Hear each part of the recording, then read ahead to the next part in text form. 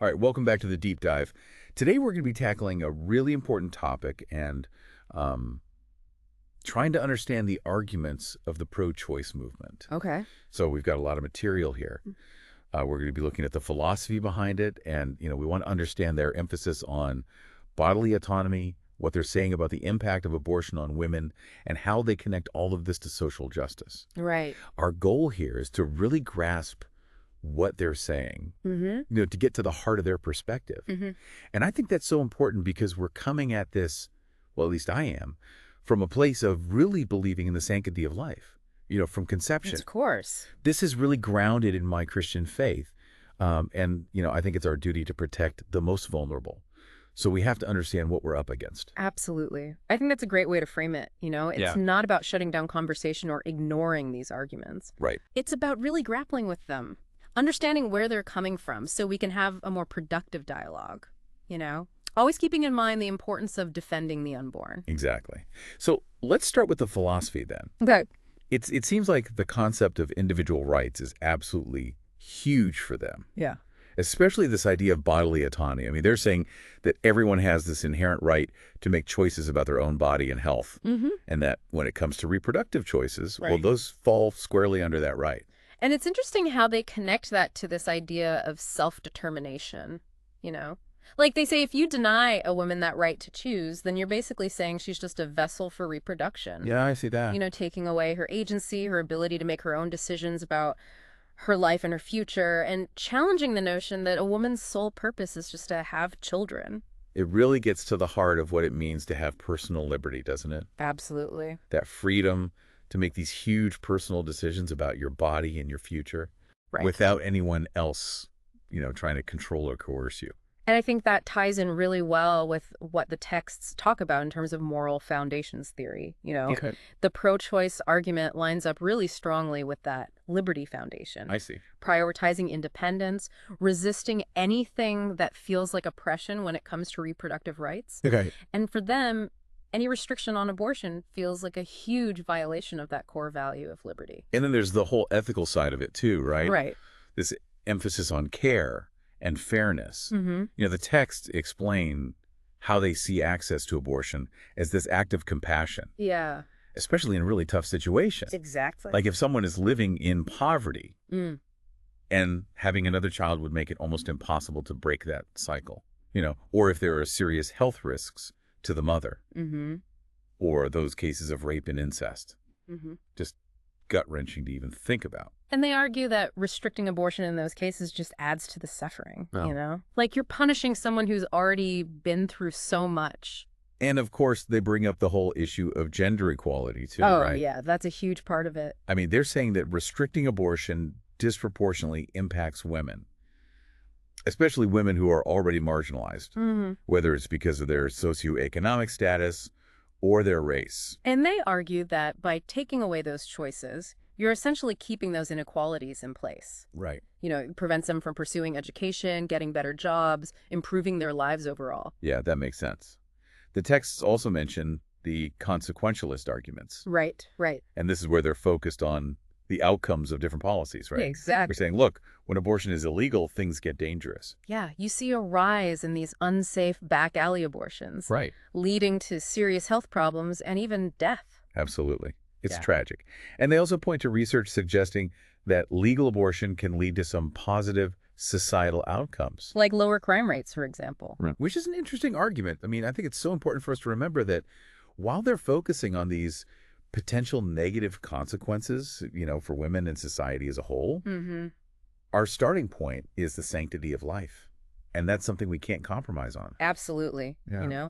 Regardless of the circumstances, we believe that unborn life has intrinsic value. Right. And those potential consequences, while important to consider, can't outweigh that. So feminist ethics also plays a role in their reasoning, right? Oh, yeah, definitely. What I'm getting from the texts is that they see this control over reproductive capabilities as like this essential part of achieving true equality for women Mhm. in every aspect of life.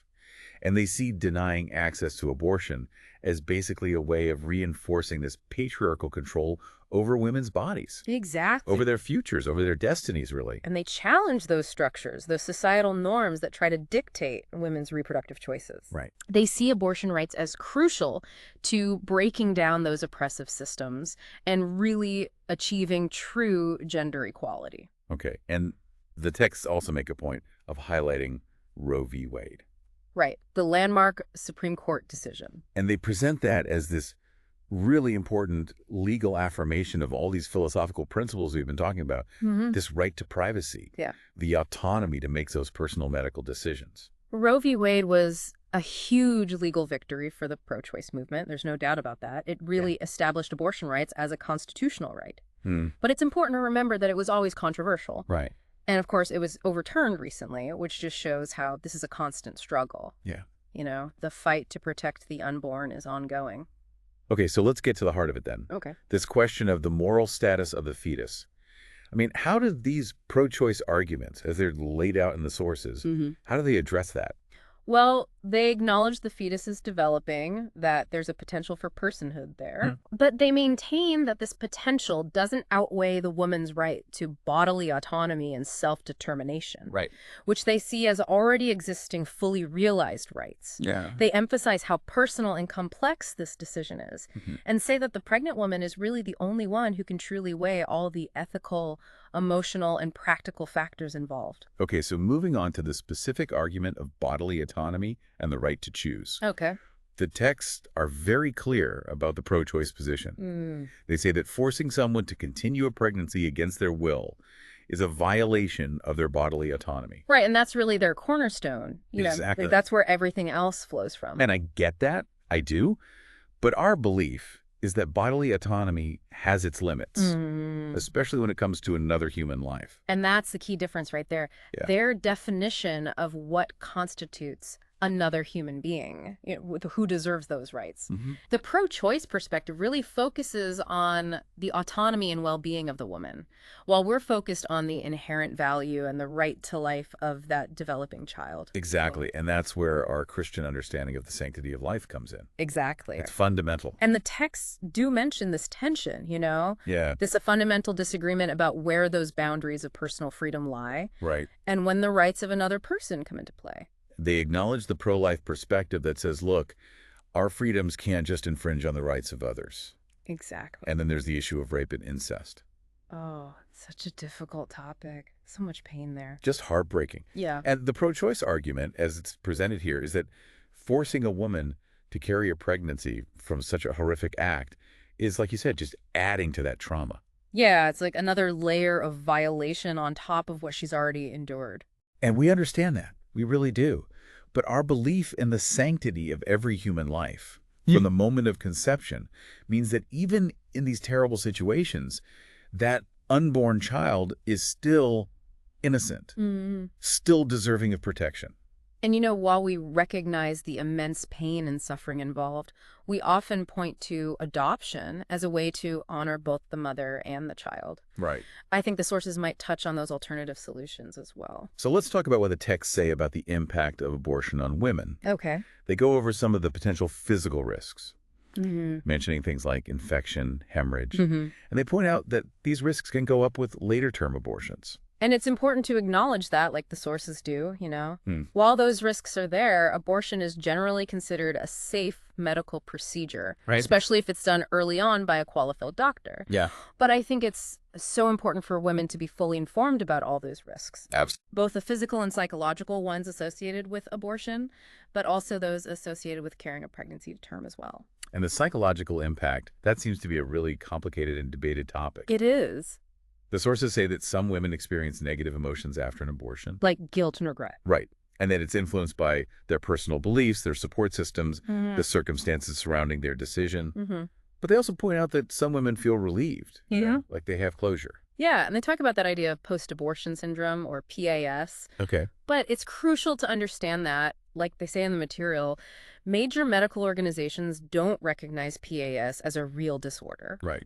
So while some women might feel distress after an abortion, the science doesn't back up the idea of a unique syndrome. Mhm. But I do think that potential for emotional and spiritual pain is real. We can't just ignore it. Absolutely. The texts also talk about the spiritual impact, especially for women whose faith teaches against abortion. Right. For those women, it can lead to those feelings of guilt, maybe even a sense of spiritual disconnection Right. and a real moral conflict. And in our faith tradition, forgiveness and healing are so central. Mm, I think it's so crucial to offer that spiritual support and guidance to anyone who's struggling with this. absolutely. Okay, so the sources contrast abortion with this idea of providing comprehensive support for all pregnancy decisions. Right. They talk about crisis pregnancy centers, which often come from a pro-life perspective, Mm-hmm. offering resources and support to women who choose to carry their pregnancies to term. And it's important for listeners to know that those centers are usually faith-based, Yeah. and their goal is to support women in choosing life. Okay. So while they offer help, they don't usually provide abortions or referrals for them. Got it. And, from our perspective, those centers are vital. Mhm. They offer these compassionate alternatives, support for those life-affirming choices. On the other hand, the sources emphasize the importance of non-judgmental care for women who do choose abortion, Right. making sure they have access to safe procedures Yeah. and counseling afterwards to help them process everything. And I think that's important, too. Mhm. We believe that every woman facing these decisions deserves compassion, Right. accurate information about their options. And while we advocate for choosing life, we also believe in offering support and understanding to women who have had an abortion. Absolutely. Because they might be going through a lot, Right. and counseling can be so helpful. Okay, let's talk about the connection between social justice and abortion. All right. Because this is something they talk about a lot in the text. Yeah, the pro-choice argument often frames access to abortion as being absolutely crucial for women's equality and empowerment, Mm-hmm. especially for those in marginalized communities. They argue that restricting it just makes existing social and economic inequalities worse. And I understand that argument. Yeah. They believe that reproductive freedom is totally tied to broader social and economic justice, Yeah. that it enables women, especially those facing systemic disadvantages, to have control over their lives, Exactly. to participate more fully in society. Yes. But we believe that true social justice has to include the unborn, Yes.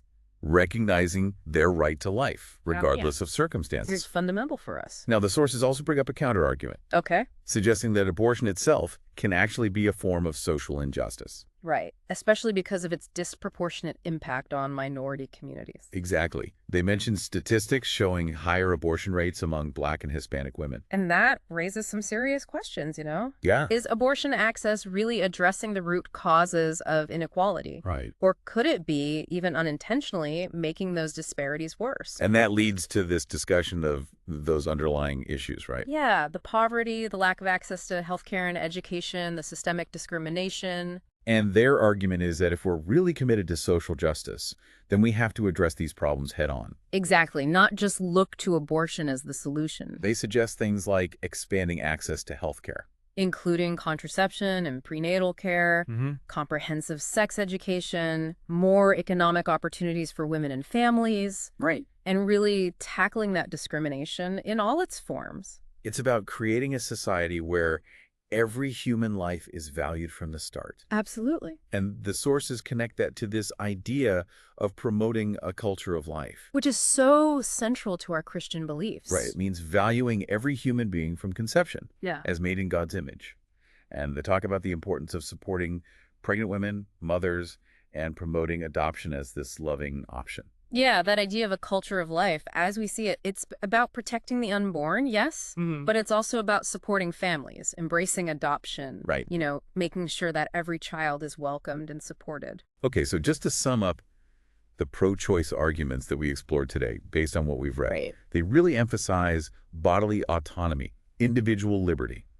Those are key for them. They frame abortion access as being essential for care, fairness, and achieving gender equality. Right. They point out the potential negative consequences of restricting abortion. Yeah. And they tie it all back to those broader social justice goals. I think that's a good summary of the core arguments they're making. So as we wrap up this deep dive, looking at all of this through the lens of our own beliefs, I keep coming back to this question.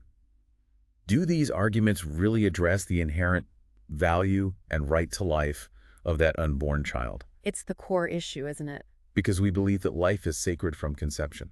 And I think it forces us to ask, as a society, how do we balance these competing values and rights? Exactly. How do we make sure that autonomy and choice are considered, but at the same time protect that fundamental right to life? Especially for those who can't speak for themselves. This is a complex issue. Mm? Ethically, morally, it's profound.